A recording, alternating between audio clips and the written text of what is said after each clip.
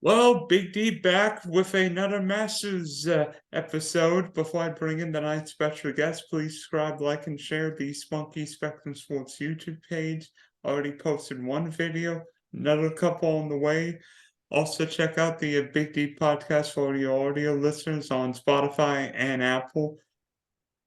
So, joining us this evening, Fantasy Labs and ActionNetwork golf writer Matt Vincenzi. Matt, are you going to set the record for most golf podcasts in 1 week?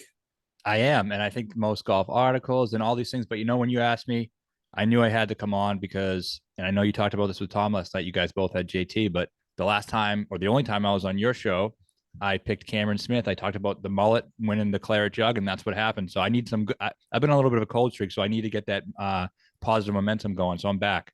Well, we'll talk about Cam Smith and the LIV guys in a little bit, but speaking of, Augusta is the one major course a year. Masters is the one major course that's played at the same venue every year. Does Augusta feel like? In many ways, I almost compare Augusta with like Wimbledon with its tradition. Is that how you see it? Yeah, I do. It's prestigious course, and I think a lot of was made today of like the pairings that came out with the live guys kind of being hidden, and they're not putting any prominent pairings. And for me, the reason is because of what you just said. The course, the event is so prestigious. There's nothing that can be above that. So I think what they're trying to do is deflect from all the potential drama there is and just letting the golf course do the talking. Yeah, because if I think people are there to see good stories. If people want to see Rory McIlroy win the Grand Slam, they want to see Tiger, whether he's on one leg, a half leg, or whatever leg he is, win a major. They want to see, John Rahm win a major. Or if you're an LIV guy, you potentially want to see Dustin Johnson win his second Masters, Brooks Koepka win a major, your guy Cameron Smith win a major, or How about potentially, Jason Day? oh hell, Jason Day. That'd be a story. Yeah, especially with what happened last year. Because I didn't think Jason Day would be this great, and now he's what 22 to 1 now, right? Yeah. Although, be honest, quite. I'm trying to get a better number for the PGA, but I think he's going to be in the teens there. I got a 65 at the Masters and a 50 at the PGA. Ooh, I like the way I'll you should have bet Fitzpatrick at the U.S. Open because you were what a 2 iron from there last year, right? Yep, that's right. I should have. That was a mistake. And we talked about the how he won the amateur there. That was a mistake. Yeah. Who's your one and done pick there last year? At the US Open, I think it was on DJ. I was Roy Yeah, coming off the Canadian Open. I forgot that you don't win the week before the U.S. Open and then win the U.S. Open. that's right. It's a grind. Okay, so obviously at Augusta, tradition is everywhere, but there have been some big changes. Last year, the 11th and 15th holes were lengthened, and this year, the famous Par 5 13th Azalea is longer and tougher than ever. It is now 545 yards. So, how will the Par 5 13th factor into this weekend's tournament? It's gonna be a big factor. Typically you see 10 through 12 is the toughest stretch on the course, and then you get to 13, which is a reprieve. It's the easiest hole on the course. It usually plays at like a 4.4 stroke average. That's going to change this year. It's gonna be much tougher. I think Brooks and a couple guys, Reed went there a couple weeks ago to play a practice round, and they said that everybody laid up. And they said when it comes to the event, everyone's going to lay up, especially because if you're taking 3 or 4 iron into the 13th Azalea Green and long is dead, then you cannot come in with a club that's going to come in low. So most guys are saying if you're coming in with 5 iron or more, then you cannot go for that green in two. Yeah, because guess what? if it's a normal Augusta, that ball is just going to bounce off the green and then you're dead meat. Yep. And then you're going downhill to looking at Rays Creek and you're in trouble. Then you sleep, then you're not sleeping with the fishes, you're swimming with the fishes. Yep. You might be stepping on one with your socks off. But I almost think because of the weather, the 13th hole is not going to matter quite as much as it would, because guys aren't going to be able to hit the ball 370 anyway, because Augusta's already seen a couple of inches of rain. There's potential of more rain coming, so I'm not sure it would factor in. I think it's going to be a 3-shot hole anyway. The two changes it will make: one, there won't be many, if any, eagles, but because guys won't be going for the green quite as much, there won't be so many 7s or 8s. Right. It's going to be mostly pars. And but you look at people kind of the reason they did it was to make it harder, but they also made it maybe unintentionally less exciting because it's either going to be a 4 or 5 or worse, a 6. So instead of between a 3 and a 7 or a 3 and an 8, now you're looking at between a 4 and a 6. Is it good or bad that the 13th hole is not a true birdie hole anymore, and it's basically now, I wouldn't say a 3-shot hole, but more than likely a 3-shot hole now? I think it's fair to say it's a 3-shot hole. And I think first gut reaction is it's a negative, it's a bad thing, but I guess we'll see how it plays out. I mean, yeah, you remember the one year Zach Johnson won and he didn't go at any of the pole 5s. Didn't go for any. One thing I will say, it could be good. Say Sunday, a guy's 3 or 4 back, and they feel like they got to make something happen, so they try to pull something spectacular going for that thing in 2. Then maybe, and it's a little soft. Then maybe we see it some fireworks. I mean, if you can bomb a drive out 340 and get a 6-iron in there, I Yeah. don't think it's. Yeah. So obviously the big 3 in golf right now: Scotty Scheffler, Jon Rahm, Rory McIlroy. We know Scotty Scheffler, defending champ and all, but the history of defending champions at Augusta is not great. Jon Rahm has done everything but win the green jacket. But yet Rory McIlroy, to me, is always a question. When will Rory win the green jacket? It's like, I'm sure he's been asked this question 1,065 times. Is Rory McIlroy's problem with Augusta more mental than any course in the world? Absolutely, it is. And I kind of think he might never win a green jacket because you can tell it's so far in his head. Like he was talking a month ago about checking out Augusta, checking out the changes, looking at his driver length and see if he can adjust it by a half an inch to see if that might help with how he could play Augusta. It just owns so much real estate in his head that I think it's going to be a barrier that he may never be able to get past. And maybe that one time when he went into Sunday with a 4-shot lead and absolutely hit it on the skids. I mean, some guys may have that mental barrier where they can play well for 1 day or 2 days, but not for 4 days. And it seems like with Roy, there's always one round, and it's almost always the first one where you've got to get the course, and instead of getting a 65, Roy gets a 73 and puts himself behind the 8 ball.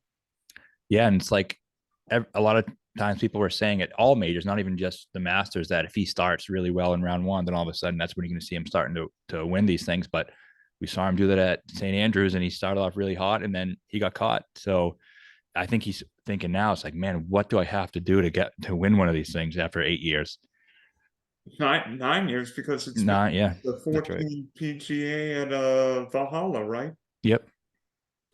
When he beat the Knight, he beat the Darkness.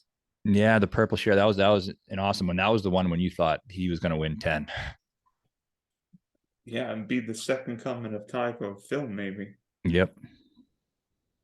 So obviously, the LIV Golf has become a big story in golf, and it's big story because everybody says, well, the LIV golfers don't play golf; they just collect paychecks.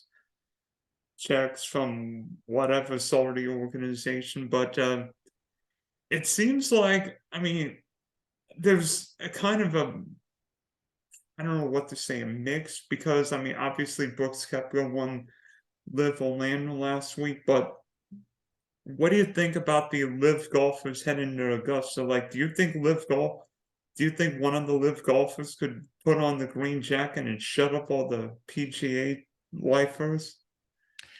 Yeah, this is a tough one, and I'm one of the few people. Like, I'm Switzerland on this, and I think there's very few people who are. It's either you're pro live or you're completely anti live, and I've always been somewhere in the middle. Um, do I think it's the best test playing live 3 events going to the Masters? No. Do I think it's the same as a hit and giggle exhibition? No. I think it's somewhere in between. I think you could see some of these guys challenge. Probably not. There is one player, and he's going to be one of my 3 picks to win. He's the longest odds of the 3. Do you want that now, or do you want me to wait? We'll wait till the bets, but I want a hint.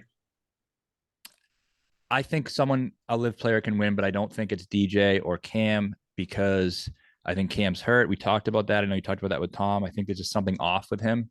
And I think DJ is just not, he hasn't had enough competitive reps yet. I think he just is not in peak form. I think he can play well. I don't think he can win without his A game.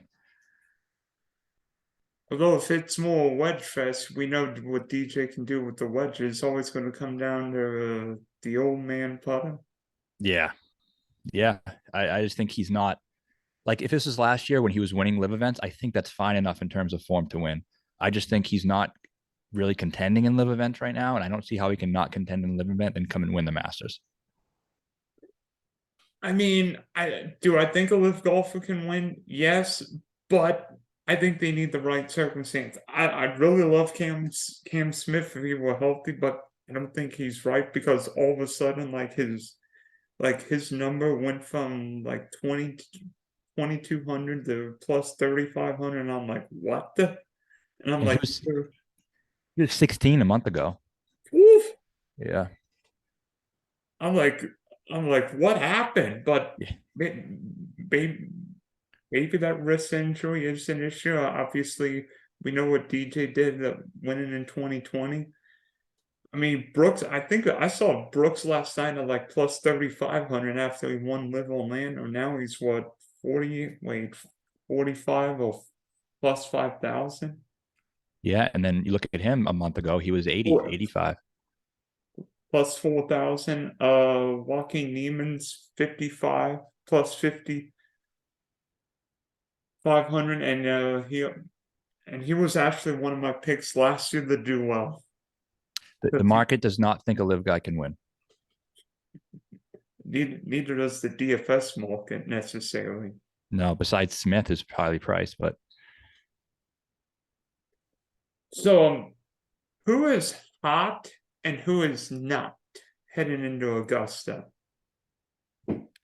in terms of form, the top 3 guys are hot. You might argue that Rahm isn't completely hot because he's kind of been tailing off a bit, but he had that sickness that he had at the Players. He was playing pretty well before that. He said in his interview today that he felt at the top of his game. He was 2 under the first round of the Players. He said today that he felt as good as he's felt right before that, and now he's back to feeling that way. So I think he's going to be completely fine. Who else is hot? Scotty's going to be. He's tough to beat. It is what it is, but repeat. But defending champs don't do too well here, so I'm hoping we can dodge him. But it's going to be tough.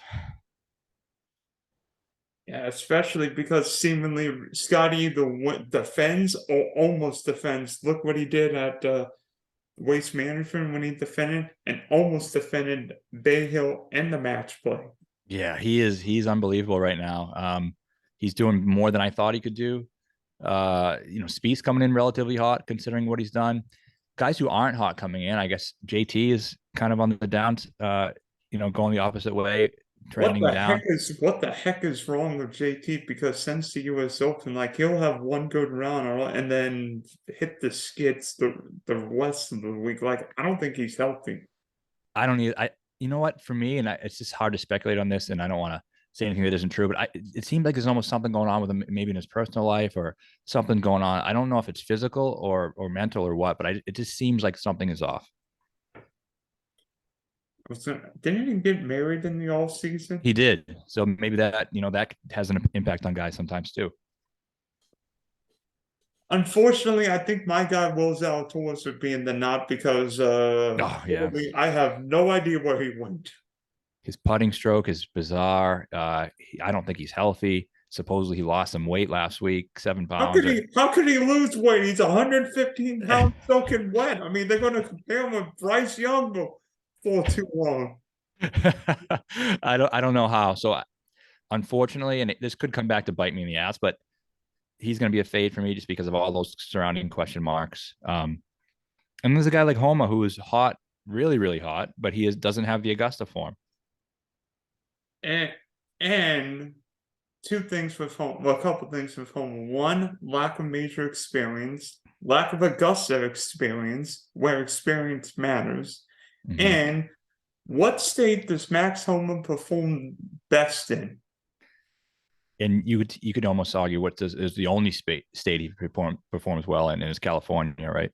I'm like, I don't think the Masters is in Augusta, California, right? No, it is not. Maybe the U.S. Open in L.A., but that'll be a story. That'll be another video down the line. Yeah. So, Matt, what are your favorite bets for the Masters? So I got three. I know the first one I think you like as well. I think Jon Rahm is the guy to beat it at the top. I think talked about today is the 40th anniversary of Seve's last win at the Masters. I think that there's a Spaniard connection that we've seen do so well here at Augusta, Sergio, Olazabal and Seve. And so I think he's the type of guy who's going to win 2, 3, 4 green jackets at some point. I could definitely see that happening. I think he gets his first one this year. He's a little bit under the radar. Who would have ever thought after Riviera that he would be coming into the Masters under the radar? I'd be honest, after he won Riviera, I'm like, he's going to be plus 500. And now he's plus 850, right? Plus 9. I saw a 9 today. I saw 9 yesterday, and I'm like, dang. Yeah. I think he wins. And Rahm's second. Plus, I read your article. Rahm's like first or second in shocks gained around Augusta. Yep, he's second to Justin Johnson. So who are your other bets? My second one is gonna be Patrick Cantlay, 22-1. I am concerned about his lack of success in majors, but his last two, he was 14th at the U.S. Open, and then he was 8th at the Open. And so he's been getting better in majors. I think he's probably the 4th best player in the world, if you ask me right now. He's a good bent grass putter. He's a good short game. He was in the mix a little bit here when Tiger won in 2019. I think he had a lead briefly. He had played 13, and the other guys hadn't played it yet. He was kind of going low on that Sunday. He's a guy who I think can go in there, and a lot of the Masters winners are first time major winners. I think maybe five or six of the last 7 or something. So I think he's a guy who can do it. And then who is the third guy on your betting card? And the third guy's a long shot, and he is a LIV guy, and I just saw him move to 90-1 on DraftKings. And that is Patrick Reed. So you're thinking, so I know what you're thinking of Patrick Reed. If this turns into a crap ball fest, Patrick Reed can get it up and down from everywhere. He can get it around the green, and we know for one weekend Patrick Reed's putter can bomb 60-footers like he did in 2018. Yep, that's one reason, and another big reason is I think he is the type of guy who is going to win when he is hated, when he's the bad guy. LIV is too easy of an environment. There's music going on. Everyone there is buddies with each other. No one's giving him shit. Then you saw what he did in the Dubai Desert Classic. He comes in there. That's when he has the incident where he throws the tee at Rory. There's a huge media story about it. Everyone's pissed off. It's all in the headlines. He's not even in good form. And what does he do? He charges up the leaderboard and chases down Rory. Rory has to make a 16-footer on 18 to beat him. And if not, he would have been in the playoff. And that's because he got that negative attention that I think is what fuels him. And I think this week there's all that negative headlines about the LIV players. Nobody wants him there. Nobody likes Reed. And I think, and now you couple that with the fact that he's actually playing well on LIV. He was 4th last week. He shot 3 rounds of 60, 68, 68, 68, finish at minus 12 for solo fourth place. You get the form mixed with the motivation. I saw a picture of him. He was practicing by himself, decked out in LIV Golf gear, by himself, only player practicing by himself today. I think he just is on a mission to prove a point. And at 90 something to 1, he's a guy who's, if he's in the mix, I think he can win. So I love taking the shot on him. I do like the Rom idea. So whether you got him 850, 900, I think Rom is probably the best bet up top. We've talked a lot about Cam Smith. There's another Cam you forgot. How about Cam Young? 30 at I think he's 35 to 1. Yeah, I think his odds have kind of gotten a little over the top for me. I want to say nobody, or at least 12 of their last 13 or whatever. Most people don't miss the cut at the Masters and then win it the next year. He missed the cut last year at the Masters. I can't see him missing the cut then winning. He doesn't have the Augusta form, doesn't have the Augusta experience. I like him a lot at the PGA. We talked about it in New York, where his dad was professional, where he grew up. I just don't think this is the one. And if you want a long shot, how about Siwoo Kim, 90 to 1? Again, Yeah. look at him stat wise, he's been really good at Augusta, and Asians do really well. I mean, Matt Hideki won 2 years ago. Sanjay's great here. Sanjay's great here. Of course, Sanjay's going to be 20-something%. Oh, again. Yeah. Wasn't KJ Choi always in the mix around here? But yeah, I agree with you completely. I think he's a good long shot. Okay, quickly. In the on DraftKings, who do you think will be the chalkiest guy this week? And before I forget, I do have a trivia question for you. But so the chalkiest guy, I think both Rory and Scheffler are going to be above 25% owned, which, it makes it tough. And I think that makes Rahm an even better, more attractive play. Finau is going to approach 20%. Sung Jae is going to be in the 21, 22% range. Those are the guys who I think are going to be the highest owned, those four. I think Spieth's going to be in the 20s too. Yeah, I think Spieth, I was looking at like 18, 19%, but you can probably give him a bump for the casual guys who don't play very much. So there's the top 5 right there. Especially if it's going to be a mud ball weekend. Oh yeah, he likes he likes that type of test. I'm sure Ricky Fowler would do well here. I wish he got in. You know what's funny? I had a bet on him at 85 to 1, and I put it on like a couple months ago, and I didn't even realize that he wasn't going to be in the field at the time. And lucky enough, DraftKings refunded my the bet that I did, so I was happy about that. Okay, Matt. So I am the trivia savant. So I asked for a difficult trivia question. What do you have up your sleeve for me? I hope it is difficult enough. There's been one player to shoot 4 rounds in the 60s at Augusta National in a tournament. Who is it and when was it?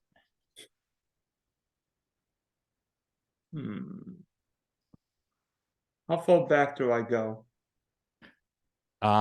Within the last 5 years. I'll give you a second hint. He didn't was win. Was it Sanjay M in 2020? It was not. Wait, what was the other hint? Did he win or did he not win? He did not win.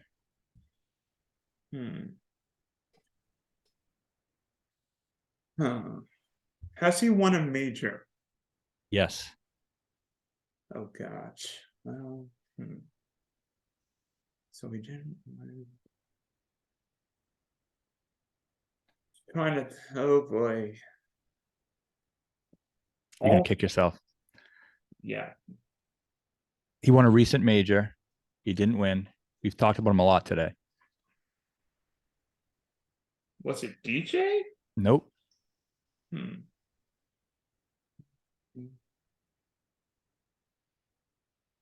Cameron Smith? Yes. Last year? Nope, it was 2 years ago when 21 when Hideki won. It was when 2021 he was like 4 or 5 shots back, but he shot like 69, 69, 68, 68 or something. I knew you were going to have a Cam Smith trivia question for me. I should have expected it. Yeah, and you said he's won a major recently. He won the most recent major. Well, you would know why because you bet him at what was his number? Yeah, 28-1. I got the picture right here from that up and down on that on 17. Hey, I like the Will Zalatoris picture in the background too. That one's actually JT at the Players. I had Thank that you.